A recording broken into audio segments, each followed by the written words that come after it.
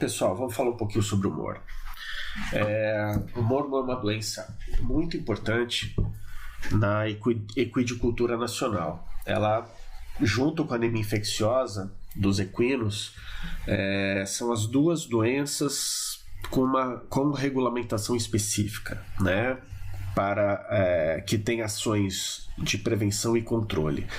Então, a gente vai observar duas doenças que provocam muito prejuízo, né, morte e prejuízo, não só para a produção animal, quanto, no caso do mormo, tem uma implicação em saúde pública, né?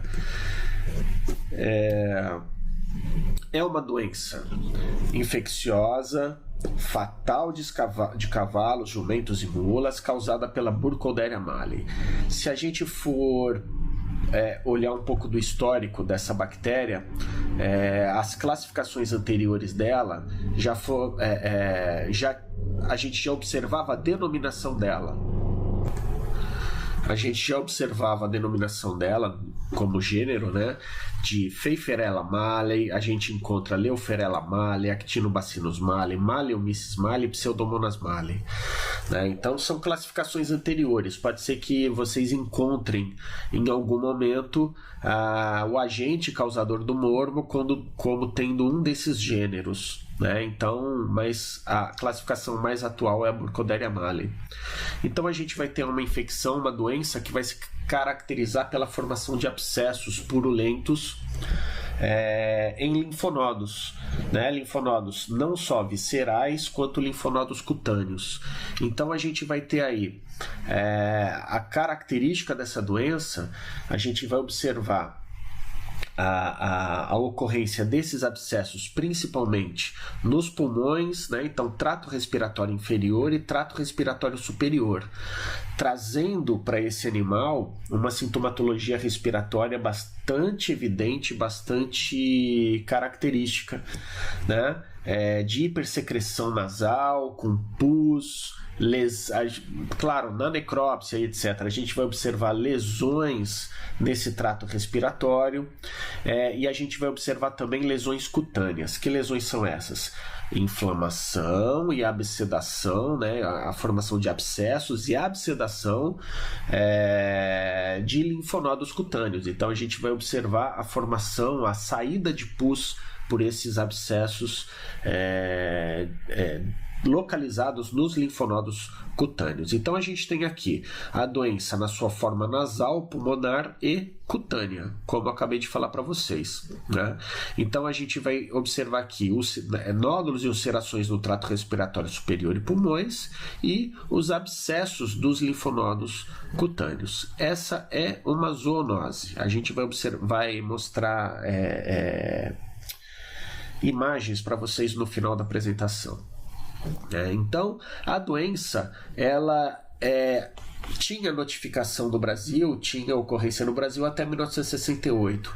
Entre 68 e 88, não foram comunicados casos novos. Então, em 88, no Boletim de Defesa Sanitária Animal, a doença ela foi considerada como extinta. Só que, né, foi considerada extinta, mas em 1998, ou seja, 10 anos depois, ocorreu um grande número de óbitos de animais em propriedades canavieiras na zona da mata de Pernambuco e de Alagoas, né? O pessoal da Federal Rural de Pernambuco foi chamado, né? Eles fizeram uma investigação lá, fizeram um isolamento da bactéria, etc., e confirmaram a ocorrência de mormo.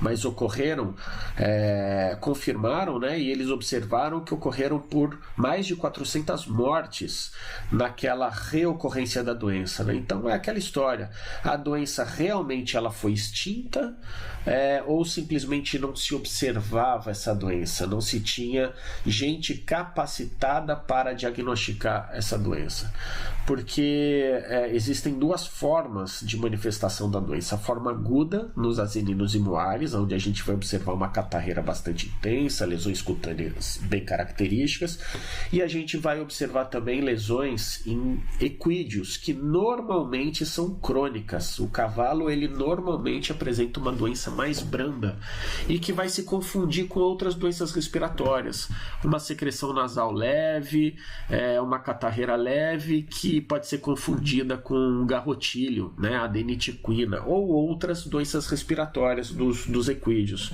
Então, por isso que durante muito tempo não se observava a doença, mas na verdade ela continuou se espalhando, ela continuou existindo, né? Então a gente vê aqui a ocorrência da doença na região de Recife, mais no sul do estado e aqui em alguns municípios de Alagoas, né? Então a gente vê aqui as principais ocorrências. Mas ocorreu de forma assim isolada em municípios distantes? Não, com certeza ocorreu num grande número de municípios aqui, mas é aquilo que a gente fala: a doença ela precisa primeiro ser identificada para depois ser notificada. Se o pessoal não consegue nem identificar direito, quanto mais notificar, né? Então, esses eram os estados com notificação de mormo até o ano 2000, né? Então a gente tinha aqui os estados do Nordeste e do Norte com notificação. De lá para cá, do ano 2000 até os dias de hoje, a doença se espalhou por todos os estados do Brasil, né? Isso devido ao trânsito irregular de equídeos, trânsito sem guia de trânsito animal, sem a GTA e sem a elaboração, né, sem a confecção dos exames sorológicos desses animais para identificar a presença ou não de mormo e de AIE também, né? Então, se o mormo se espalhou por todos esses estados durante esse período todo, né, a AIE também ela teve as mesmas condições de se disseminar, né?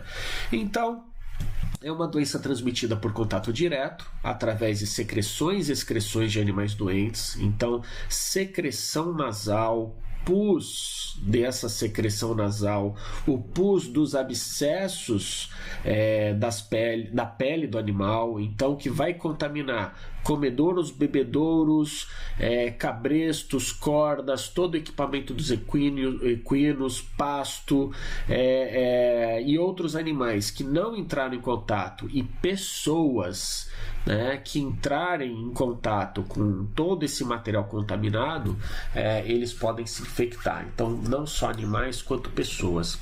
Quais são as espécies acometidas? Os equídeos, como eu falei, moares e asininos, né, apresentam a doença na forma aguda, e os equinos na forma crônica, tá? Então, uma forma mais branda. Aqui para exemplificar, então, animais que compartilham do mesmo ambiente, dos mesmos objetos, eles vão ter maiores condições de se infectarem. Então aqui a gente observa um modo característico de transmissão, um local fácil de transmissão. E essa foto aqui a gente quer exemplificar a questão da aglomeração animal e do compartilhamento do mesmo pasto, né? No homem, a doença normalmente é fatal, a gente vai observar pneumonia abscedante. Então, no homem a gente vai observar lesões muito semelhantes àquilo que a gente observa nos equídeos, e normalmente é fatal. Por que é fatal? Ninguém sabe identificar o mormo, né? Então, uma antibiótico-terapia, às vezes simples, ela não resolve. Alguns antibióticos utilizados para pneumonias, para certos agentes que provocam pneumonias nos seres humanos, eles acabam não fazendo efeito no mormo. Até mesmo porque o mormo, ele tem a burkholderia tem um fator de resistência para alguns antibióticos. Então, não é uma bactéria que ela é morta é combatida de forma fácil e simples, nem nos animais, nem no ser humano. Então, por esse problema na questão do combate da bactéria no animal, não se faz o tratamento desse animal. A forma de resolver a infecção num animal é a eutanásia desse animal. Já no ser humano, todo tratamento ele é necessário, ele vai ser feito, mas muitas vezes esse tratamento, né, a infecção, a doença acaba sendo recorrente. É uma doença que também já foi observada em caprinos, ovinos e carnívoros, né, de acordo com o contato ou a quantidade de bactéria aos quais esses animais eles se expuseram, né? Então aqui só para a gente ver, né, os animais. Isso daqui é a realidade, né, de animais do Brasil inteiro. Então até aqui com um curral de alvenaria, então até que bem construído e etc. Mas a gente vê animais, né, numa região aqui de seca e etc. Numa época de seca, os animais mais magros, né? Olha aqui com um pouco de secreção nasal, uma secreção nasal que contamina esse cabresto. Esse cabresto ele vai ser utilizado em outro animal, em outro animal, em outro animal, acaba ocorrendo a transmissão. Olha lá, né? O coxo coletivo, né? Então aqui a gente já está vendo uma época de chuva, um coxo coletivo. Esses animais eles expectoram, eles jogam, né, as secreções todas aqui dentro desse coxo. Os outros animais vêm aqui e comem do mesmo capim, se infectando. Animais que têm abscessos na pele e esse pus acaba caindo aqui no ambiente. Não só a pessoa, mas outros animais que venham aqui ou bebam dessa água podem se infectar, né? Então olha só, um coxo coletivo, né? Então isso daqui é uma forma simples, normal, né, de alimentação dos animais, e aqui a gente vai observar a transmissão. É aquilo que a gente fala. Em doenças infecciosas, o patógeno ele não está só no animal, ele está no ambiente. Então a gente tem que trabalhar animal e ambiente para controlar a doença. Então a gente precisa sempre fazer uma boa higienização dos objetos, uma boa higienização do ambiente para a gente conseguir prevenir e controlar o foco de uma doença, né? Olha aqui.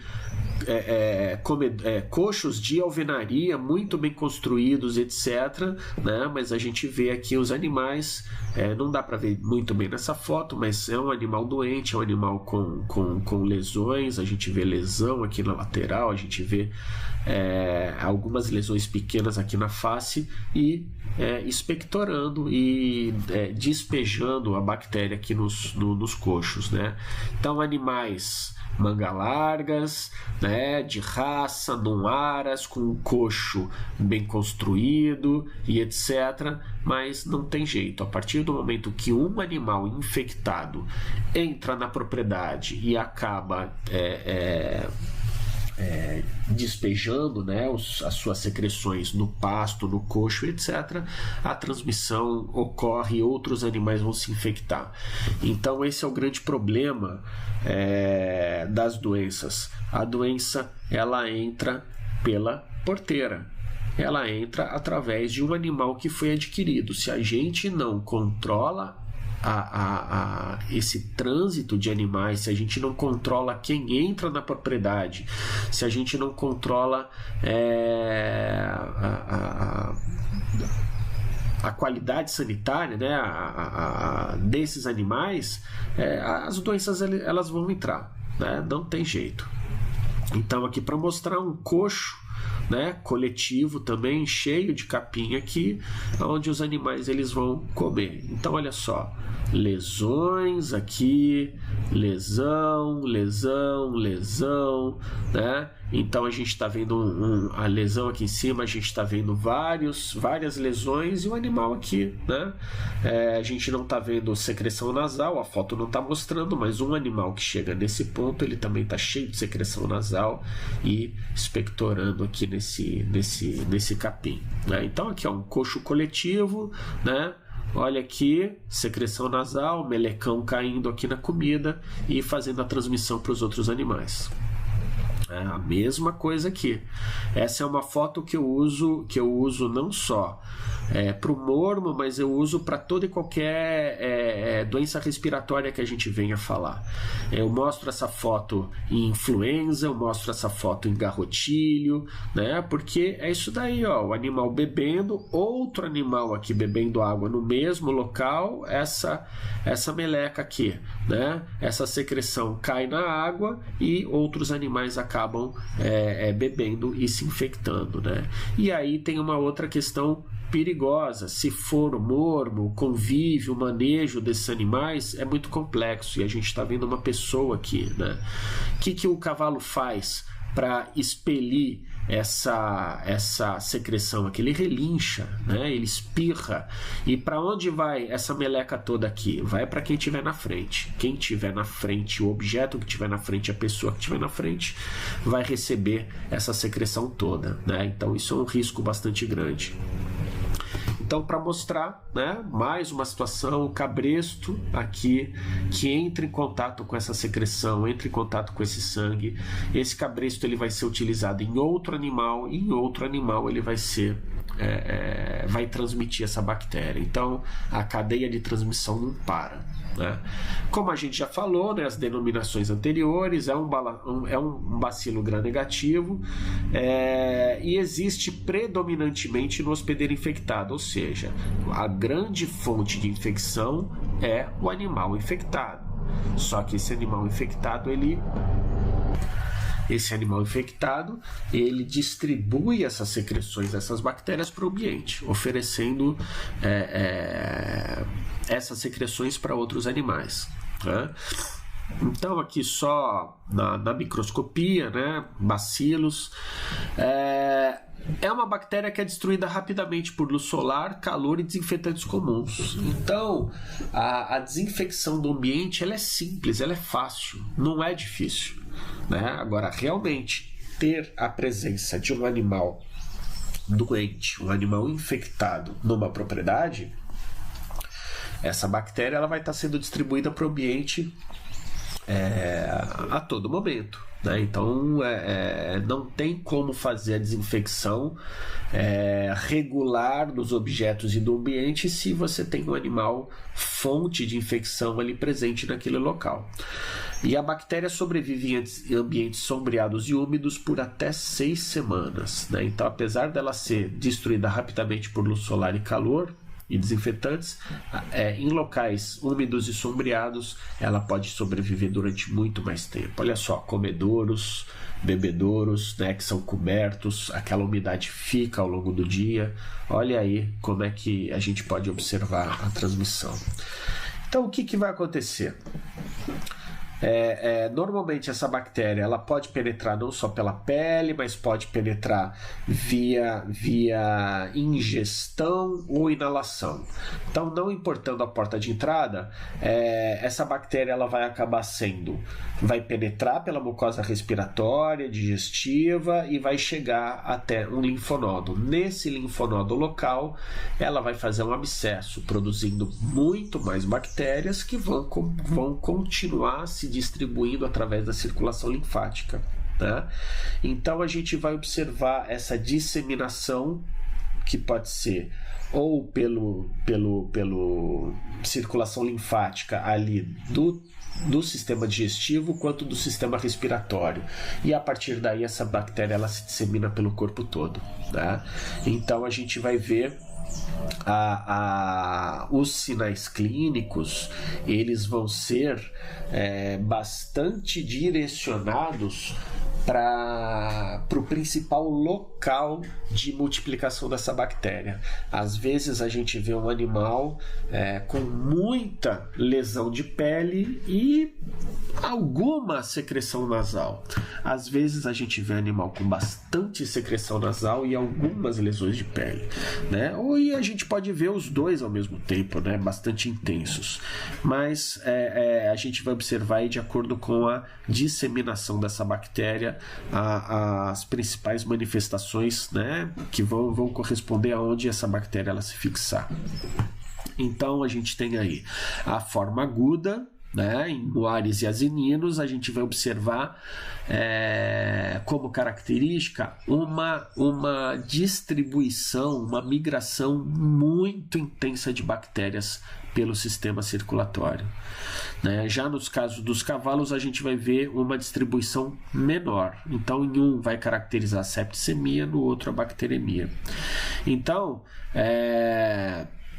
a gente vai observar lesões em vários órgãos, mas é mais comum na região rostral, então ao redor das narinas, né, ao redor da boca, e na pele. Quando a gente fala de pele, principalmente nas partes baixas do animal, né, na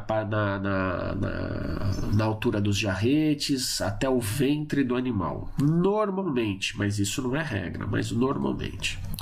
A doença se manifesta nas suas formas nasal, pulmonar e cutânea. A gente vai ver bastante imagem já. Essas ulcerações no trato respiratório superior e nos pulmões vão gerar um problema sério para o animal, porque a gente sabe que lesão de tecido, essas lesões de tecido, elas vão provocar inflamação local. Então, imagina pulmões ou trato respiratório com inflamação. A gente vai ter a formação de edema pulmonar. A gente vai ter a hipersecreção na área dos pulmões. A gente vai ter edema nas vias aéreas superiores, hipersecreção nas vias aéreas superiores. Então, é como a gente fica, né? Como a gente se sente num resfriado, numa gripe muito intensa, sem conseguir respirar, com hipersecreção e com um fator complicador, né? Muco e pus bastante denso nos pulmões. Esse animal, ele acaba ficando com uma dificuldade para respirar muito grande. Ele vai ficar com hipóxia, chega a anóxia. Ele morre por sufocamento, né? Esse animal, ele morre porque o ar, ele acaba não conseguindo circular até os pulmões, de tanta secreção, de tanto pus que é produzido ali, né? Isso quando a gente está falando de infecção com lesões pulmonares, mas a gente vai ver fotos mais para frente também de lesões no trato respiratório superior. Então, no septo nasal, nas coanas, como é que essa lesão, né, lesões erosivas, elas vão provocar uma sintomatologia muito intensa no trato respiratório superior. Aqui, só para mostrar a questão da anatomia do trato respiratório superior, né, o septo nasal, a gente vai mostrar bastante imagens para vocês já desses septos, as lesões, então por isso que a gente está falando dele. Então, clinicamente, né, os asininos e os muares, eles apresentam a forma aguda, então a forma respiratória vai ser caracterizada por tosse, para expectorar aquele conteúdo mucoso, aquele pus todo que está no trato respiratório, febre alta, broncopneumonia, que chega a levar à morte do animal. Então o animal, ele acaba morrendo por anóxia, como eu falei.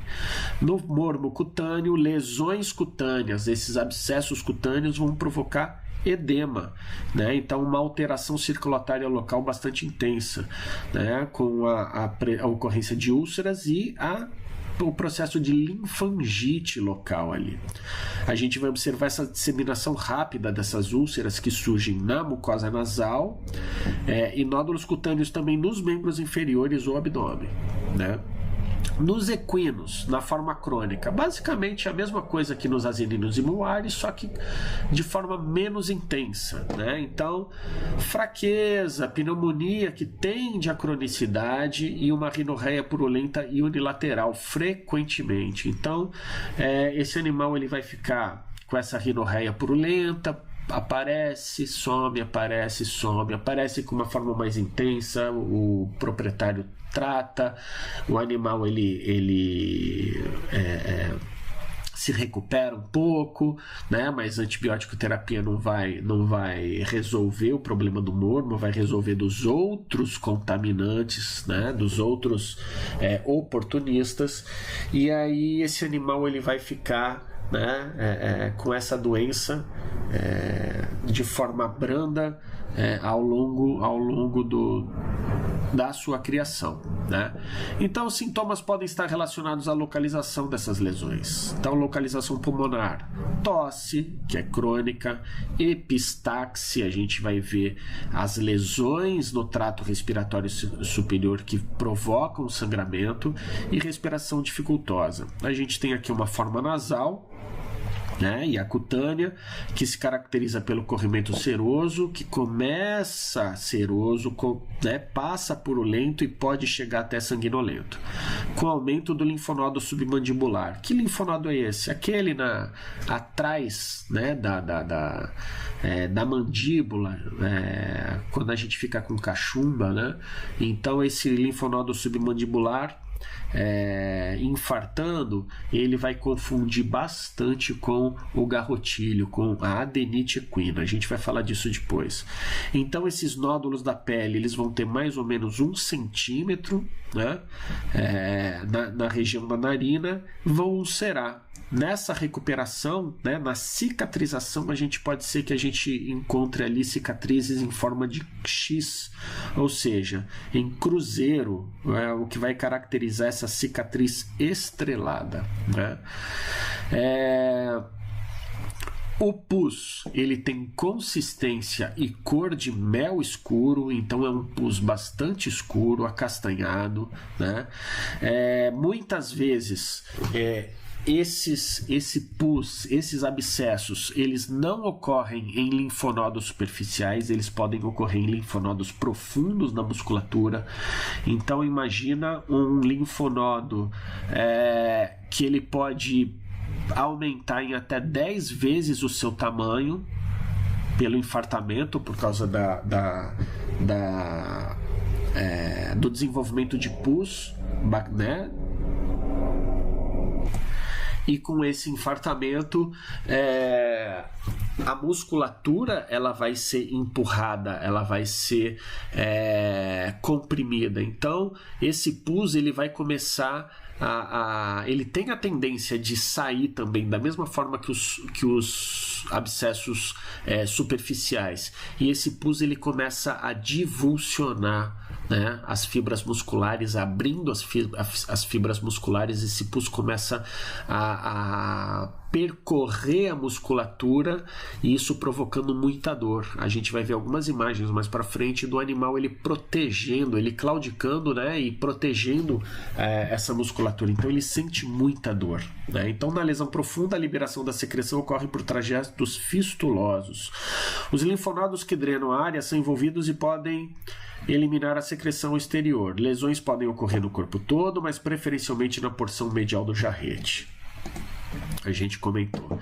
Então, os equinos, pelo fato deles não manifestarem com muita característica, né, essa doença, e muitas vezes até sendo assintomáticos, eles acabam sendo os grandes disseminadores e as fontes de infecção dessa doença, né?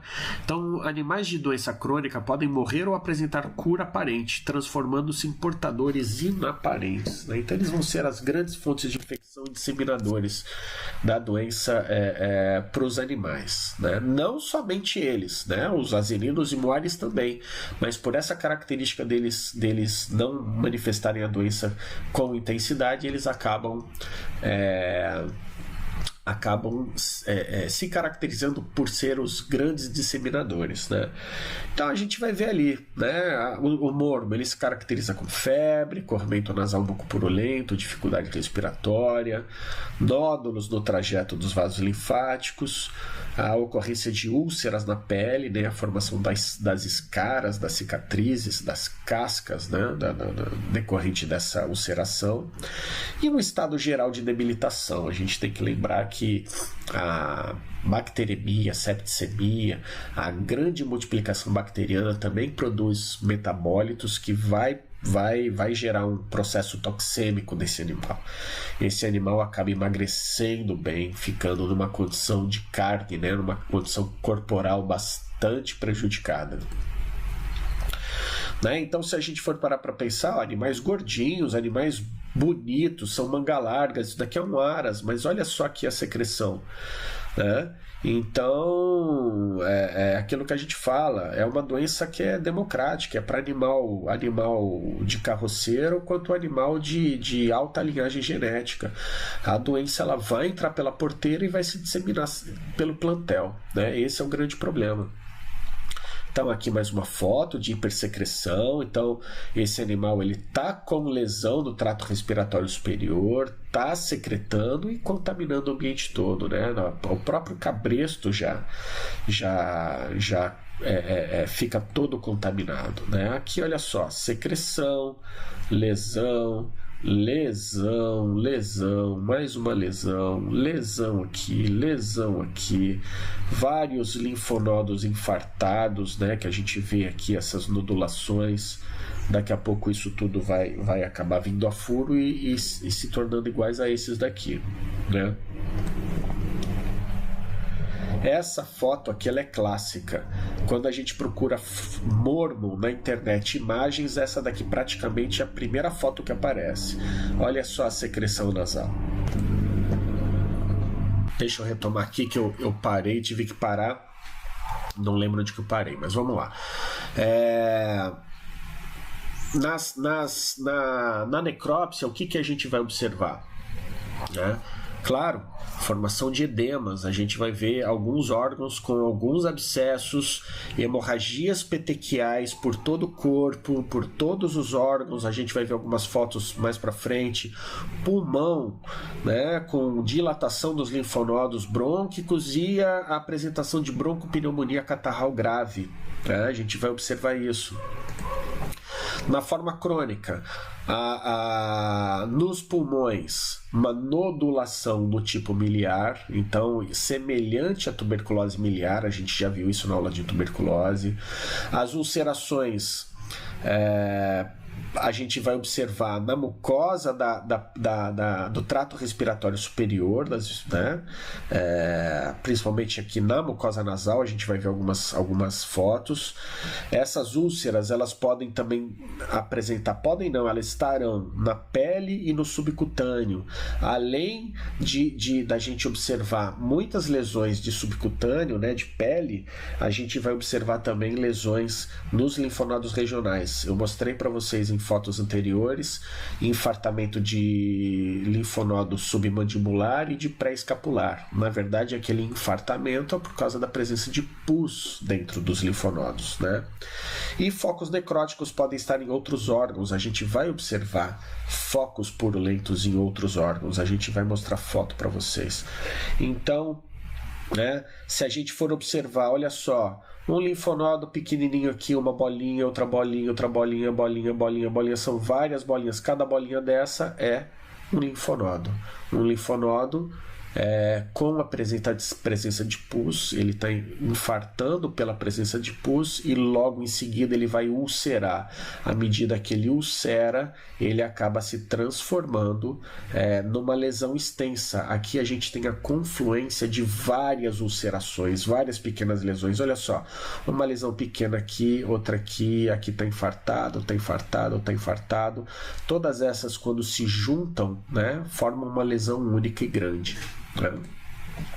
Olha só um pulmão que deveria ter um aspecto liso, róseo, né? A gente vê aqui um pulmão todo hemorrágico, né? Aqui é um septo, eu vou mostrar uma foto melhor. O lábio, né? Olha só, infartado, edemaciado. Então a gente está vendo aqui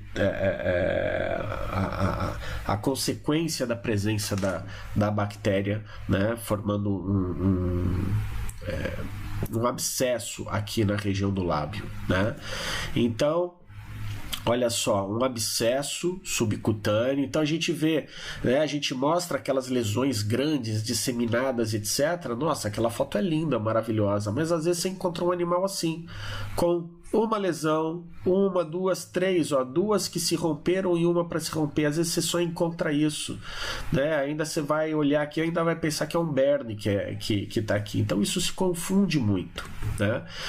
Aqui o veterinário coletando uma amostra para enviar para o laboratório, mas, né, com aquele risco, olha só, sem usar luva. Então isso é um risco muito grande. Aqui a gente já vê uma coleta feita de forma mais adequada. Olha a cor desse pus. Então é um material bastante denso e acastanhado, né? Então aqui mostrando linfonodos mais profundos, né, com a presença do pus aqui. A gente começa a ver uma coloração mais acastanhada dos linfonodos, né? Olha esse daqui bem acastanhado. A gente vê aí a presença, né, a gente detecta, né, a presença da bactéria a partir disso. Se a gente for comparar o tamanho de uma lâmina de uma Magaref, né, para o tamanho desse linfonodo, praticamente esse linfonodo aqui tem o tamanho da lâmina. Então deve ter aí pelo menos uns 15 a 20 centímetros esse linfonodo, bastante grande, profundo, né? Aqui um aspecto, né, um corte sagital de uma cabeça, onde a gente vê um aspecto normal do septo nasal, né? Então a gente tem aqui o tecido que divide o trato respiratório superior em esquerdo e direito, né? Então tá aqui bem vascularizado, todo direitinho. E aí a gente começa a ver septos com a ocorrência de lesões ulcerativas nesse septo. Aí eu sempre faço aquela pergunta, né, para vocês, pô, quem já teve afta na boca, uma aftazinha de meio centímetro dói igual cão, né? Então imagina uma lesão ulcerativa dessas aqui no septo. Se um resfriado que a gente fica com edema do trato respiratório superior, né, porque esse tecido ele está inflamado, já incomoda a gente, já hipersecreta, já edemacia, imagina com esse conjunto de lesões, imagina com esse tipo de lesão, qual a dor que esse animal não devia estar sentindo, mais a questão do edema e desse trato respiratório todo estar todo repleto de secreção mucosa, secreção purulenta e sanguinolenta, porque isso daqui também sangra e a gente vai observar a epistaxe, né? Então olha só, mais um septo já praticamente todo destruído. Então a gente, né, foi feita uma investigação bastante profunda desses animais e se encontrou de tudo, né? Se a gente lembrar que o trato respiratório superior, né, a nossa cabeça tem os espaços aéreos, né? Então, que se comunicam com o trato respiratório superior. A gente está vendo aqui, ó, uma sinusite purulenta, né? Então a gente tem aqui as cavidades aéreas com crescimento bacteriano intenso, né? Então esse animal ele vai ter uma dor de cabeça intensa, ele vai ter uma hipersecreção aqui, então o que vai caracterizar a sinusite. Já na traqueia, né, com uma lesão com desenvolvimento bacteriano aqui bastante intenso também. Isso daqui edemacia e acaba também dificultando a passagem do ar aqui dentro. Cavidade torácica, né? Então isso daqui não deveria ter essa deposição toda de fibrina aqui na cavidade. Então, se o pulmão já está edemaciado, se o pulmão já está com hipersecreção, com muita bactéria, a troca gasosa já tá sendo feita de forma bem dificultosa, e uma caixa torácica toda repleta de fibrina, dificultando o deslizamento desse pulmão aqui dentro, né? Um animal que vai ter mais dificuldade respiratória ainda, né? Então, pulmão todo hemorrágico, com hemorragia petequial, toda distribuída no pulmão inteiro, né? Brônquios dilatados, pulmão edemaciado, né? Numa foto assim às vezes fica difícil de ver, mas é o que a foto tá querendo mostrar. Olha só, lesões hemorrágicas distribuídas por todo o tecido. Olha só, internamente a mesma coisa, esse tecido fica todo edemaciado, né? Fígado, a mesma coisa. Isso daqui parece lesão de tuberculose, isso parece lesão de tuberculose, mas é mormo, né? Baço, da mesma forma, várias lesões, né? Olha só internamente como é que fica. Então a gente vê que a bactéria ela se distribui por todas as vísceras, todos os órgãos, né? Lembra quando a gente falava de lesões em linfonodos profundos, né? Que o pus ele abria espaço pela musculatura. Então isso daqui mostra a foto, né? A imagem do animal protegendo a pata. Então ele está com um abscesso profundo. Olha só, todos estão protegendo, né, aquela musculatura, aquele membro, né, por causa da dor que está sentindo, por causa do abscesso interno, né? Se a gente parar para ver aqui, são 15 centímetros, uma régua, um abscesso lá no meio da musculatura, né, um abscesso bastante grande. Isso daqui provoca uma dor muito grande, né? O diagnóstico, como é que a gente vai fazer? Essa é uma doença de notificação obrigatória, então a simples observação de lesões, né, da clínica do animal, a gente já tem que comunicar ao Serviço de Defesa Sanitária Animal. Mas o diagnóstico clínico não é definitivo, né, porque nós temos outras doenças que provocam linfangite, outras doenças que provocam alterações respiratórias, né? Então a gente precisa fazer a confirmação através das técnicas diagnósticas. Para fazer o diagnóstico do morno, nós temos duas possibilidades. O usual, o corriqueiro, que todo médico veterinário de campo ele vai fazer, né? Ele vai coletar o sangue, ele vai coletar o soro desse animal. Então esse médico veterinário ele precisa estar habilitado pelo Ministério da Agricultura para ele poder coletar esse sangue. E ele vai enviar esse sangue para o laboratório. No laboratório, então, vai fazer o exame sorológico. O exame sorológico hoje de rotina é o ELISA para triagem, um teste de alta sensibilidade e alta especificidade também. E quando der algum resultado positivo ou inconclusivo, esse sangue, essa amostra, vai ser submetida ao teste de Western blotting, né, que é o confirmatório. Esse teste ele é realizado pelo Ministério da Agricultura. Bom, hoje, né, então a partir de abril de 2020, os laboratórios tiveram que se adaptar para fazer o diagnóstico de ELISA. Porque até abril de 2020, eles faziam a prova de fixação de complemento, que era a prova de triagem, uma prova bastante trabalhosa, bastante complexa, com muita possibilidade de erro, né, na sua execução. E o teste confirmatório era executado através da prova da maleinização, né? Então, era o teste da maleína.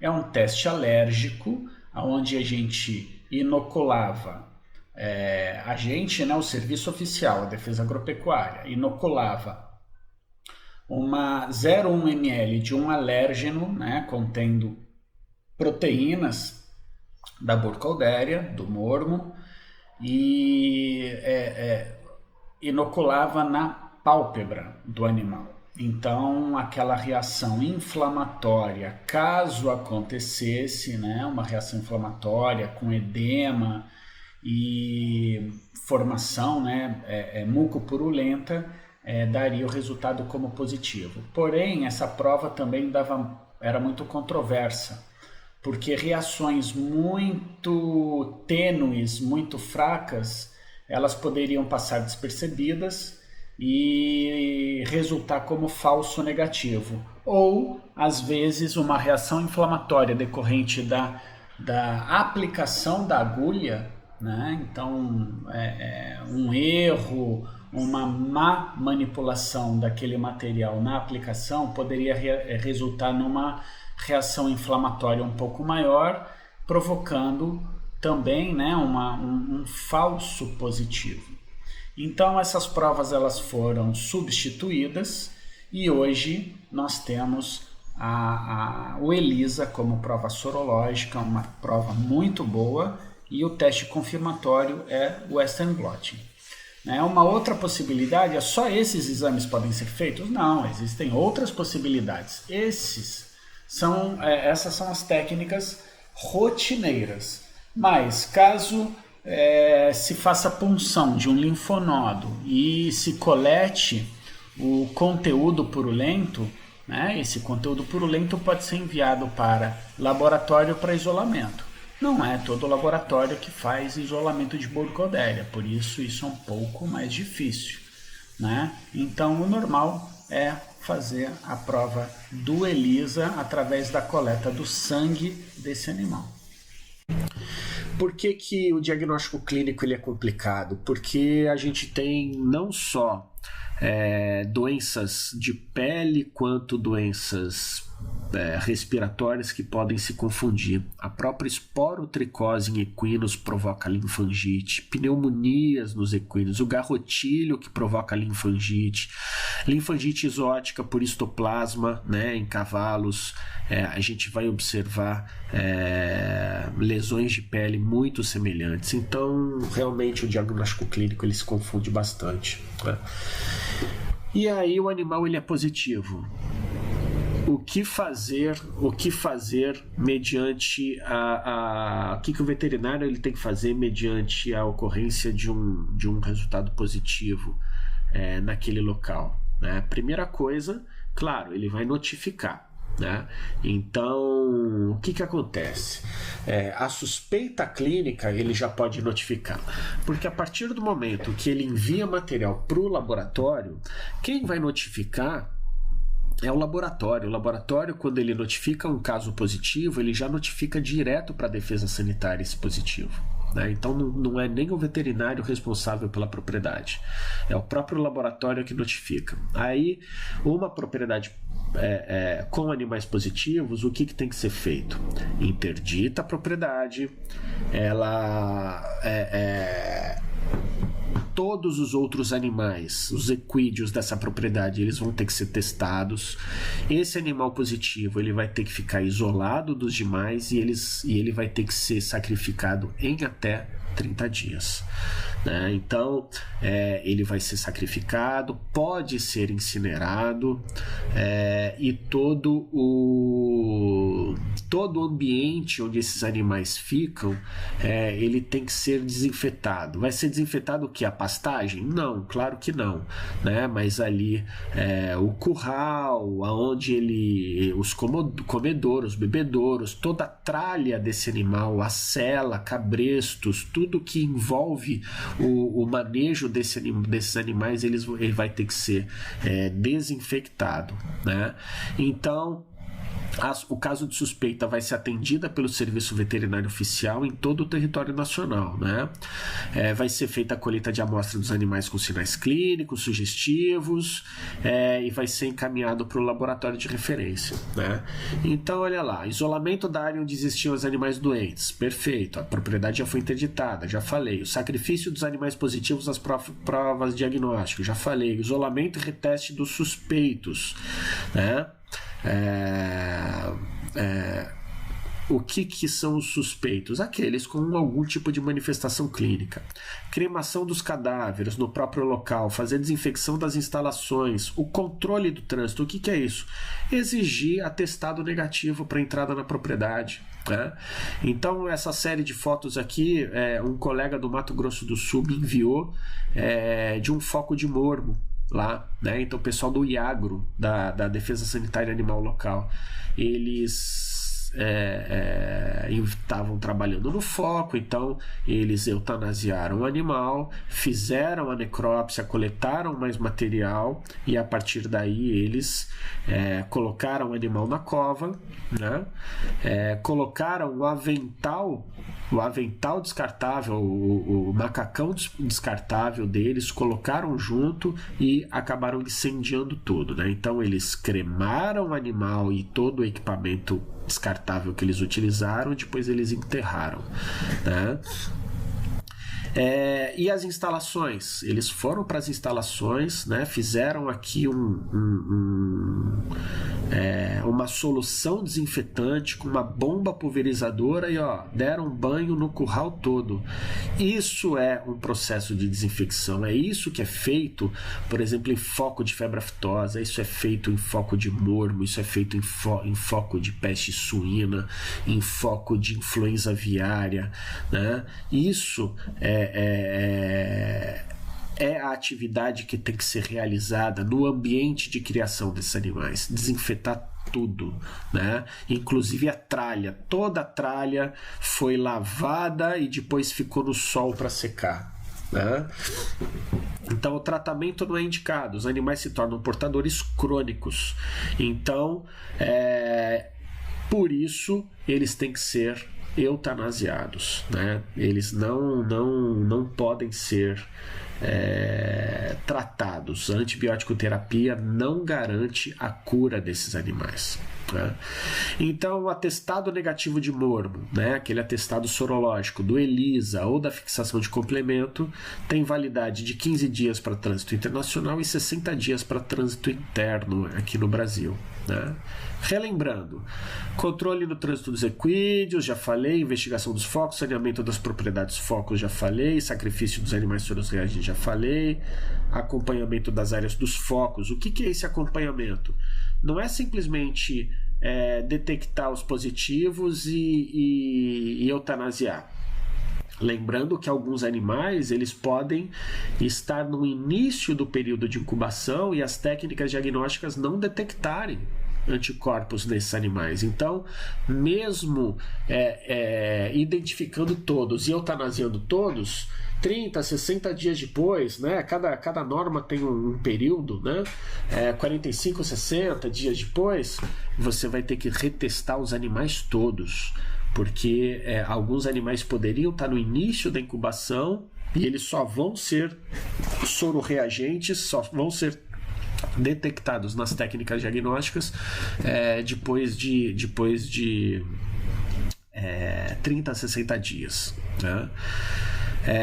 Certificação de propriedade controlada ainda não tem legislação para isso, tá? Ainda não tem. Produção de maleína como meio alternativo para diagnóstico, isso daqui está caindo por terra em função da troca das técnicas diagnósticas, tá?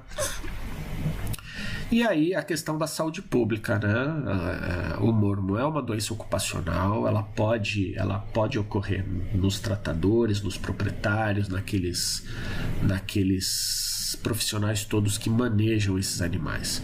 E um grande problema, 95% das formas pulmonares em humanos tem curso fatal, né? Então a pessoa vai com uma pneumonia pro serviço público, o cara faz lá uma prescrição de antibiótico,